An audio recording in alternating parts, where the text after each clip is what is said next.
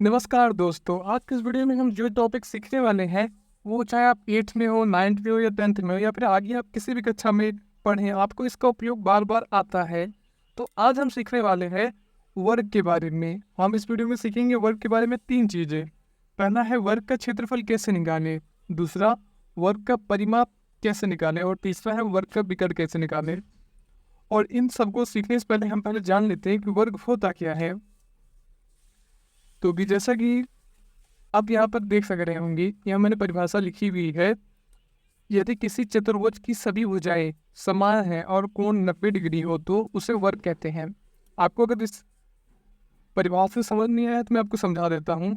जैसे कि आपको यहाँ पर देख सक रहे होंगे, ये एक वर्ग है और इसके अंदर इस भुजा की लंबाई भी 5 सेंटीमीटर है, इसकी भी 5 सेंटीमीटर, इसकी और इसकी, यानी कि वर्ग उसे कहते हैं जिसकी सभी भुजाओं की लंबाई समान हो। जैसे कि यहाँ आपको देख सक रहे होंगे, सबकी लंबाई समान है ना सभी भुजाओं की, तो ये हो गया हमारा वर्ग।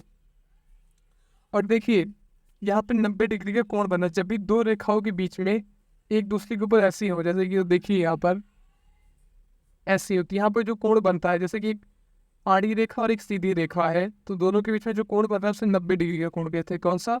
90 डिग्री का, जब ऐसा बन रहा हो कुछ। तो वर्ग एक चतुर्भुज है। चतुर्भुज यानी क्या? जिसके अंदर 4 भुजा होती हैं वैसा। तो ये आप समझ चुके हैं कि वर्ग है। अब वर्ग के अंदर का परिमाप क्या होता है, पहले हम ये भी जान लेते हैं। जैसे कि आप जान रहे हो कि इसकी लंबाई है 5 सेंटीमीटर, ठीक है, और इसकी भी लंबाई है 5 सेंटीमीटर। इन दोनों को जोड़ेंगे तो क्या हो जाएगा? 10। इसकी लंबाई क्या है? 5। 10 में 5 जोड़ेंगे हो जाएगा 15, और 15 में 5 जोड़ेंगे हो जाएगा 20, यानी कि इसका परिमाप 20 है। बस जो हमारा वर्ग दिया होता है उसके जो भुजाओं की लंबाई होती है, जैसे ये 5, ये 5, ये 5, ये 5, इन सभी को जो जोड़ते हैं हम इसी को कहते हैं परिमाप निकालना। और तीसरे नंबर का है हमारा विकर्ण। वर्ग का विकर्ण क्या होता है इसके बारे में हम जान लेते हैं।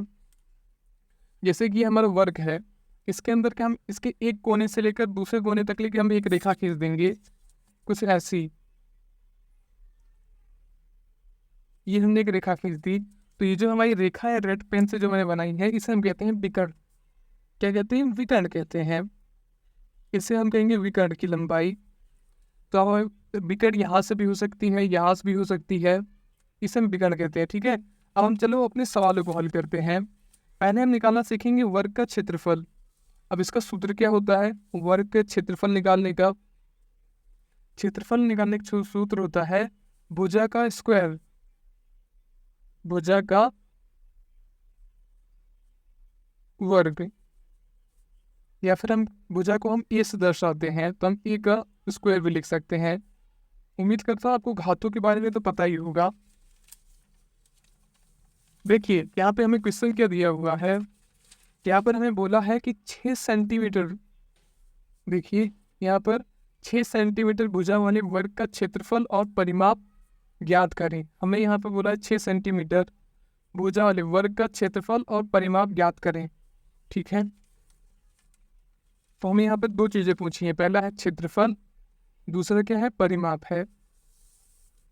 मैं यहाँ पे परिमाप का भी सूत्र लिख दे रहा हूँ।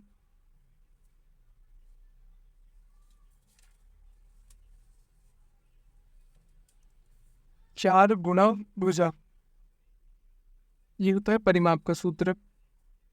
4 गुणा ए भी हम लिख सकते हैं। तो देखिए दोस्तों, तो इसका हमें क्षेत्रफल निकाला, तो कैसा है हमारा वर्ग?